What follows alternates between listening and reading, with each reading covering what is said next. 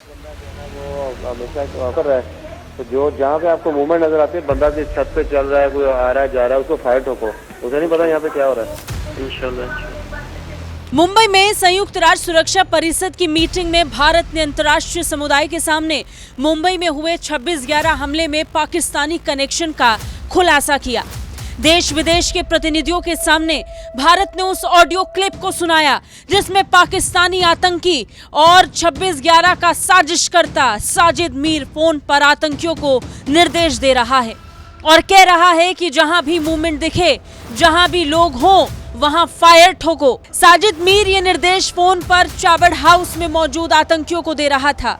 भारत ने विदेश मंत्री डॉक्टर एस जयशंकर की मौजूदगी में ये ऑडियो क्लिप अंतर्राष्ट्रीय समुदाय को सुनाया और पाकिस्तान की पोल खोल कर रख दी। Now I will like to apprise you with the intrigue surrounding Sajid Mir, one of the key perpetrators of Mumbai terror attacks. In this voice clip which you are going to hear, he can be heard directing the assailants at Sabad House. वो हमेशा कर रहा है, तो जो जहाँ पे आपको मूवमेंट नजर आती है, बंदा जिस छत पे चल रहा है, कोई आ रहा है जा रहा है, उसको फायर ठोको।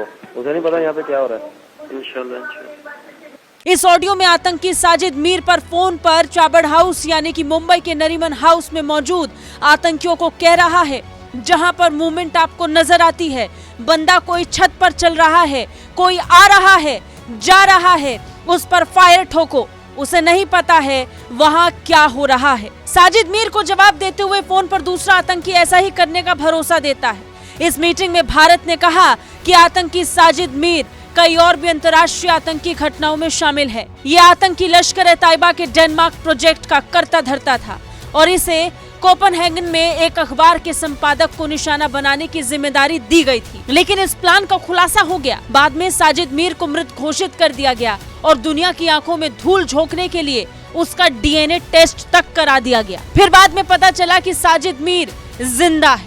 बाद में अंतर्राष्ट्रीय समुदाय से दबाव पड़ने पर पाकिस्तान ने उसे अरेस्ट किया और उसे सजा सुना दी। बता दें, यूनाइटेड नेशन सिक्योरिटी काउंसिल के काउंटर टेररिज्म कमेटी की ये मीटिंग मुंबई के उसी ताज पैलेस होटल में हो रही थी जिसे 26/11 हमले में आतंकियों ने निशाना बनाया था। इस मौके पर विदेश मंत्री डॉक्टर एस जयशंकर ने कहा कि 26/11 का हमला सिर्फ मुंबई पर नहीं बल्कि अंतर्राष्ट्रीय समुदाय पर था। It was not just an attack on Mumbai, but an attack on the international community. Nationals of specific countries were identified before being murdered.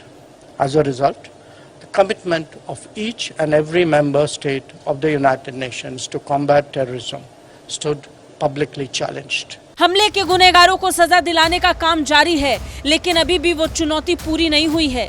इस बैठक में विदेश मंत्री doctor S Jaishankar, United kingdom के विदेश मंत्री जेम्स क्लेवर्ली, घाना के विदेश मंत्री, यूएई के गृह मंत्री और अन्य देशों के भी प्रतिनिधि शामिल हुए। बड़ी बात यह कि जब दुनिया आतंक के खिलाफ लड़ाई लड़ने के लिए एक साथ आई, तब इसे अभियान बनाकर भारत इसकी मशाल पकड़कर सबसे आगे चल रहा है।